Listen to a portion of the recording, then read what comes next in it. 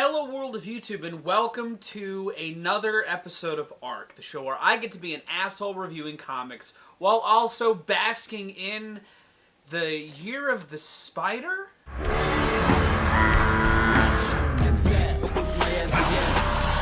Morbius is a movie that did happen this year, and Morbius did get his start in the Spider-Man universe, but he is a character with his own world all his own up in Boston. Michael Morbius acts as the living vampire up there, and today I'm going to be talking about one of the Morbius stories that I pulled from this omnibus, or his Morbibus, of stories of his, and there are a handful of other timely ones I could have done. Like, there's a team up in here where he pairs up with the werewolf from Werewolf by Night and Man-Thing, who are in that new Marvel short film that I haven't watched yet. And surprisingly enough, there's a collaboration with She-Hulk, of all other characters. So this thing is ripe. This collection is ripe with stories that feel timely to talk about. But instead, no, I'm going to do what the movie tried to do and give Michael Morbius front and center stage and explore the dramatics of the curse of being a living vampire. And the title cover of this collection, The End of a Living Vampire, is a story that runs across 4 issues. It actually runs across 5 issues. It's the last 5 issues of the Fear run that Marvel did in the 70s, issues 27 through 31, where, again, at least in this part of the Fear comics, Morbius was front and center in the star. It looked like he was at least in a couple other ones before this, but yeah, this closed out the 70s one, which is interesting in post, given I talk a little bit later about this feeling kind of like a middle piece, when it, I guess, feels more like the catalyst from which Morbius sprouts from into his own adventures. That does tackle a lot of that curse of living as a vampire, while also having some tension and some surreal imagery that also kind of lended to a different type of horror. I enjoyed reading this a lot more than I already thought I would. You guys know I like vampires. You guys know probably I do have some curiosity about Morbius, down to having morbid curiosity about the movie itself. But again, I'm not going to watch it. I'm not going to watch Jared Leto parade around as this character. As much as I love Doctor Who during Matt Smith's era, I don't love it enough to watch what I'm assuming is a train wreck on display. I will say, the dramatics in this, though, yeah, it's a little cheesy, and it's wrapped up in its own gothic overture style, but I appreciate it a lot. You get to hear Michael talk about his inner turmoil of wanting to be a humane vampire. You know, he doesn't want to give into that carnal, primal rage, that bloodlust, especially while walking around with Martine, his main love interest, who's actually a character in the Morbius movie as well, while also on the run from the law. You know, this kind of feels like a middle piece of a puzzle, but it feels like a core middle piece that I feel like really gets to the heart of this character in a way that I like. Because it starts off with Martine and Morbius on the run from the law. You know, you got the police chief Stroud on the hunt for Michael because there's been a string of vampire killings that have been going on, and he's the lead suspect, along with having this plasma bank stolen, like these blood vials stolen. And while they'll agree that the vials are theirs, Michael and Martine, they're firm in their belief that Michael didn't commit these crimes. He didn't commit these murders. So there's a real mystery amidst the high tension and high action. You know, the hunt for Morbius in Stroud's perspective that goes on is really good. You know, they actually catch somebody who's been swept up in all these attacks, and they get taken to the police station.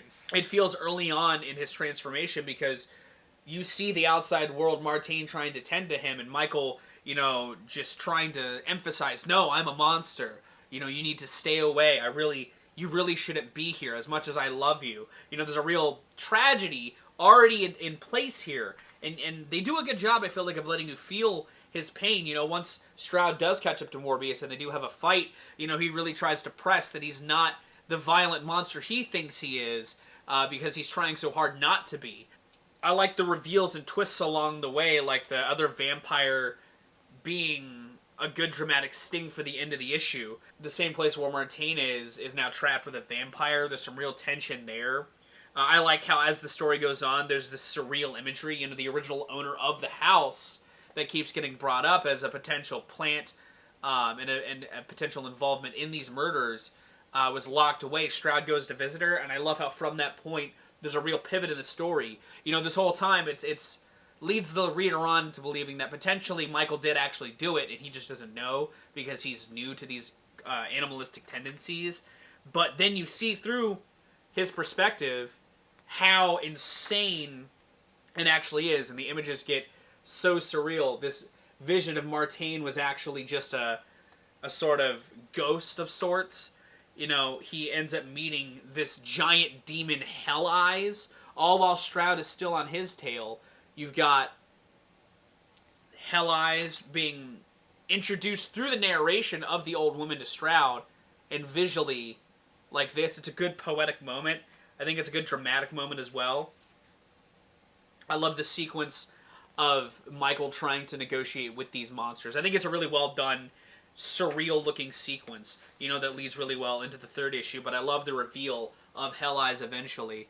You know, this giant demon of just eyes, this terrifying monster. It's supposed to be dark and monstrous, and I think that part of the art in this series is really well done. You know, this story is, I think, from the 70s, and I love the art style of this. I think that it could look very cheesy. You know, Morbius could look cheesy, but he fits really snugly in this dramatic, again, overexpressive world. You know, he's swimming in a river of blood, and his hunger gets so bad, he starts drinking the ocean of blood. You know, the confrontation with Stroud, when he finally catches up to him in this nightmare, is a cool sequence. You know, again, the imagery just gets all the more grand. The various fights with Hell Eyes throughout this ring of hell that he's thrown them through is a really cool moment. I love this, like, strange island where he's being worshipped. He's got, like, a little statue of himself. It's got a little comical adventure style to it, but I like it. There's a darkness there's some comedic touches amidst the darkness that I think pop off really well. You know, from them leaving the hellscape once they reunite, in order to clear his name, Morbius tries to show him the vampires that Stroud has learned do live there from the old woman. You know, I love this sequence where they're in a fight, and they're so confused. Michael's confused this whole time because he's under the impression that vampires don't exist. You know, he thinks that he is a cursed, you know, once-in-a-lifetime medical nightmare, only to find out that vampires do exist through this comic, and you get to see the deconstruction of his own life view sort of broken away. And it's interesting to see that dramatic self-reflection get juxtaposed against chandeliers getting dropped on vampires. It's a weird pairing that I think, again, fits the dramatics that this comic is trying to reach, you know. Because amidst all of this death and destruction, at its core, there's a love here. You know, Michael and Martine trying to come to grips with each other, trying to just find peace at love with each other. And once they think that they've got it, you know, Strode is on Morbius' side after going through this vampire attack. They go back to the police station. Now Martine's a vampire. Such good dramatic stings. Bill Mantillo took the lead in from Doug Moench, because Doug Moench kind of planted the seeds of this, and Bill Mantlo kind of picked it up. You know, the story these two kind of pulled together is very dramatic and very, again, some could say cheesy, but it's a vampire story. It's of grand scale, you know, and I appreciate that about it. You know, I love that there becomes this duality thing in the finale, which gets, you know, it's the original cover that gets recreated on here. You know, the crossroads that Morbius faces in this comic kind of come to a good head, his inner turmoil. You know, because now his love is now what he is, now afflicted with the same curse, not even realizing that it's a curse that he can now bestow. Like, again, there's so many internal reveals that happen throughout this that it's a great story. You know, I love the climax it does build to. I love how the relationships all evolve. I love Morbius' plan and how it comes together. You know, I think this is a good showcasing of what this character could be. You know, I appreciate how contained the story is. Actually, odd little detail that I love that that's not in New York. As much as I love the New York backdrop for a lot of superhero comics. I feel like Boston, where this takes place, kind of fits, especially the era of Boston that this is written in, kind of fits the dark, again, backdrop of the tragedy that is the story. You know, I think that the surreal imagery pairs really well with the darkness as well. The story goes in directions that I wasn't expecting, but I really loved the twists and turns that it took me on. And I feel like if you enjoy vampires and you want a good vampire read, even if you don't get this whole collection, if you end up finding the End of a Living Vampire story, that again I'll have listed completely in the description, I'd give it a shot. You know, it's an entertaining read for sure. And I'm excited to read the rest of this compendium as well, to get to some of the team ups, see Morbius in a team setting. But I think that this is a good, you know, palate appetizer to the concept of the character of Morbius that I think is handled very well. If you read Morbius comics, do you think that that's a good comic? Let me know in the comments down below. If you do like this sort of look at a dark, vampiric comic, let me know in the comments down below as well. Give it a like. If you want to see more of my music, gaming, and general nerdery content, be sure to subscribe. Special thanks to my patrons if you want to join the ranks to get early access to content, exclusive content, or to help drive the community. It's linked in the description. I'm going to go, though. Thank you again so very much for watching. I've been Viral Rack. You guys have good days, lives, and situations, and I'll see you another day.